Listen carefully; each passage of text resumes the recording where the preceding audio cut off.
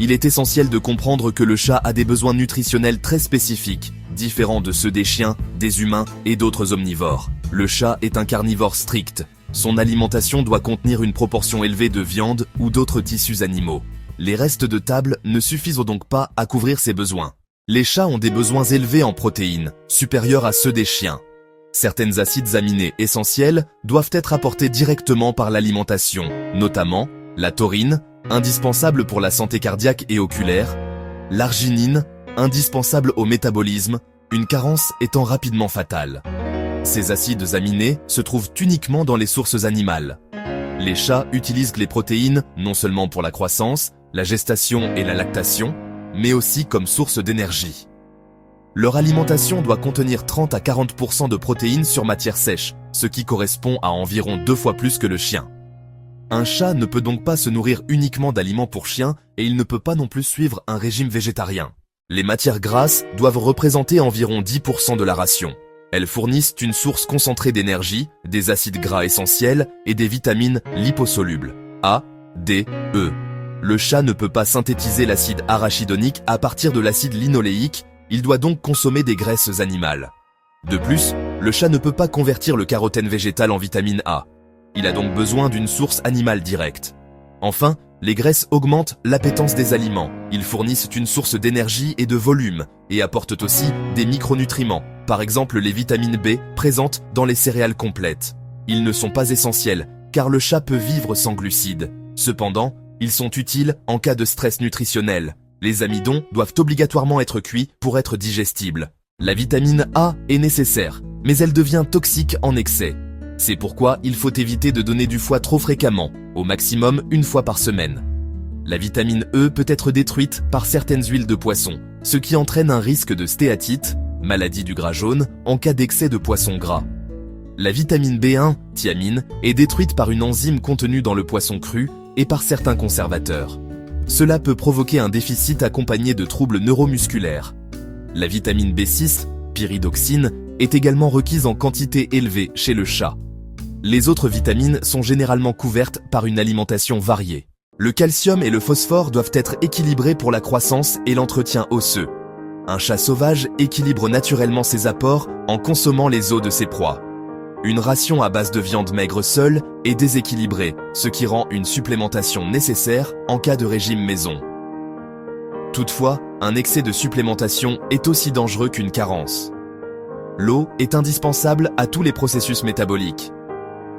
Le chat concentre très bien ses urines, mais il doit toujours avoir de l'eau fraîche à disposition. Les aliments secs augmentent encore davantage ses besoins hydriques. Le lait constitue une source de calcium, de protéines, de graisses et de vitamines. Cependant, certains chats adultes deviennent intolérants au lactose, ce qui provoque des diarrhées. Une solution consiste à utiliser des laits spécialement conçus pour les chats. Chez les chatons sevrés, le lait maternisé pour chaton est préférable au lait de vache. Un chat adulte actif a besoin d'environ 85 kcal par kilogramme et par jour. Un chat adulte peu actif a besoin d'environ 70 kcal par kilogramme et par jour. Les chatons et les femelles gestantes ont besoin d'environ 100 kcal par kilogramme et par jour. La femelle en lactation peut avoir besoin jusqu'à 250 kcal par kilogramme et par jour, notamment au pic de production lactée, 2 à 4 semaines après la mise bas. Ces besoins doivent être couverts par un régime équilibré en macro et micronutriments.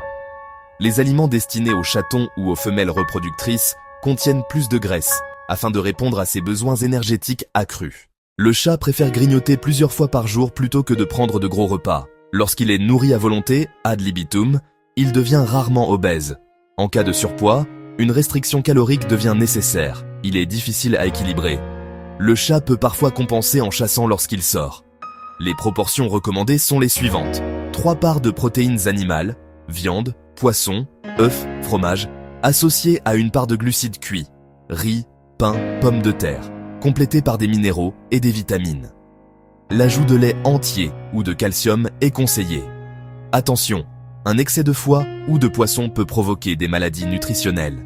Disponible sous plusieurs formes, boîtes, aliments humides, croquettes, aliments secs et aliments semi-humides.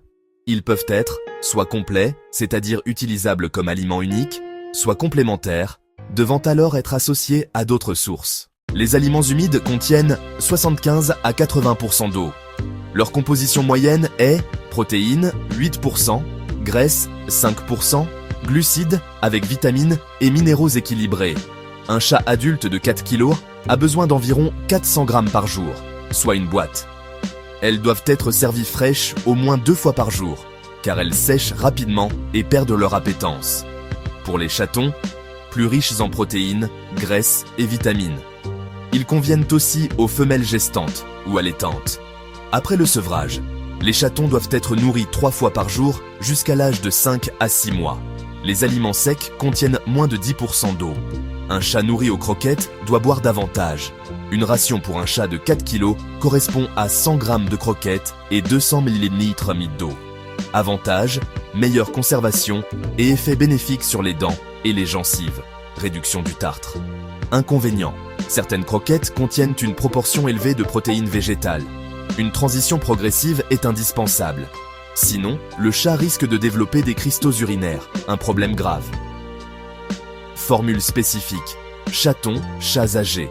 Moins caloriques, moins protéinés, utiles en cas d'insuffisance rénale. Les aliments semi-humides sont peu populaires en raison de leur texture pâteuse. Ils présentent l'avantage d'être pratiques et de se conserver facilement. Cependant, certains contiennent du propylène glycol, qui peut provoquer une anémie. À donner uniquement comme partie d'une ration équilibrée. Les aliments riches en poissons peuvent entraîner un déficit en vitamine E, responsable de stéatite. Les produits de type brawn, saucisses de viande, peuvent contenir des conservateurs au soufre qui détruisent la thiamine et provoquent une carence en vitamine B1.